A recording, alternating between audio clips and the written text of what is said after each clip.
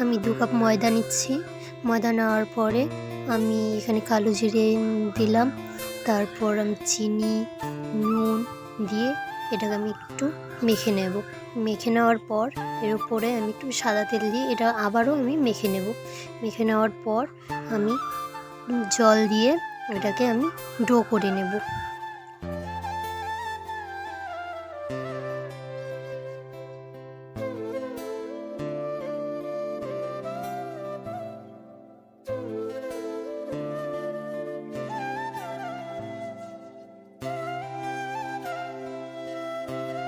আটার ডোটা মাখা হয়ে গেছে। এর উপর আমি একটু তেল দিয়ে এটাকে আমি আধা ঘন্টার জন্য আমি ঢেকে রেখে দেব।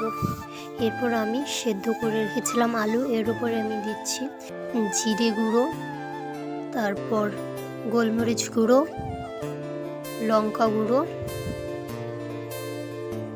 তারপর ধনেপাতা কুচি আর একটা লঙ্কা কুচি আমি দিয়ে নেব।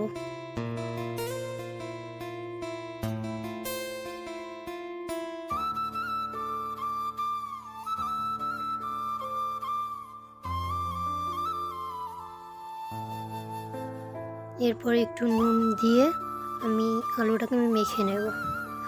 আমি মাখতে মাখতে তো ভুলেই গিয়েছিলাম, আমি হলুদ দিইনি, তখন আমি হলুদ দিয়ে দিয়েছিলাম। তারপর তোমরাও হলুদ দেবে। এরপর মাখা হয়ে গেলে আমি 2 চামচ ময়দা দিয়ে নিয়েছিলাম।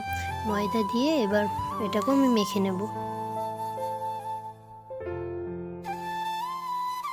মাখা হয়ে গেল সেই ময়দার ডোটাকে এখন আমি একটু মেখে এটাকে আমি গোল গোল করে লিচি কেটে নেব।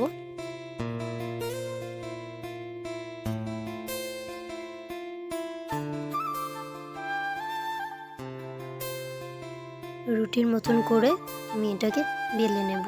আমি ময়দা দিয়েছিলাম, তোমরা কিন্তু তেল ইউজ করবে না, ময়দা দিবে। তারপর মাঝখানে একটা বাটি বসিয়ে সেই মেখে রাখা আলুটাকে আমি সাইডে সাইডে দিয়ে নেব, আর সাইড দিয়ে নিচে কর্নারগুলো একটু কেটে দেব। দেখো আমি কেটে দিচ্ছি। তারপর কাটা হয়ে গেলে তারপর আমি দেখো যেভাবে কাটছি সেভাবেই তোমরা কেটে নেবে।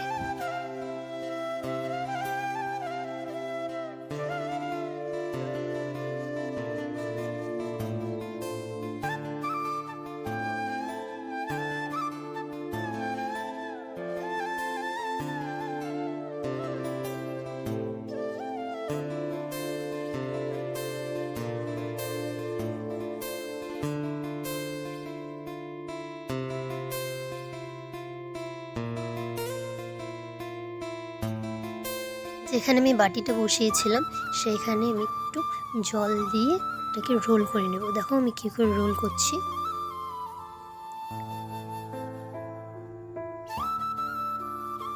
আমি এভাবে রোল করে নিলাম। দেখো আমার সবগুলো রোল তৈরি হয়ে গেল। এরপর আমি সর্ষের তেলের মধ্যে দিয়ে রোলগুলো দিয়ে দিলাম।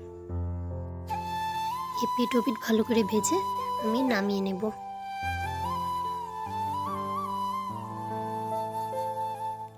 তৈরি হয়ে গেল পটেটো রোল সামোসা। ভিডিওটি ভালো লাগলে লাইক, কমেন্ট, শেয়ার আর সাবস্ক্রাইব করবে।